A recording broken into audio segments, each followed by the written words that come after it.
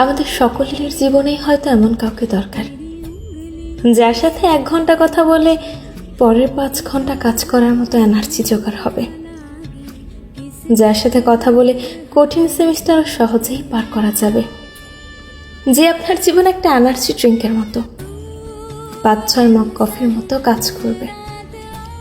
দ্বিধাহীনতায় বলতে পারবেন আপনার আজ মন ভালো নেই, মাথায় প্রেশার লাগে খুব।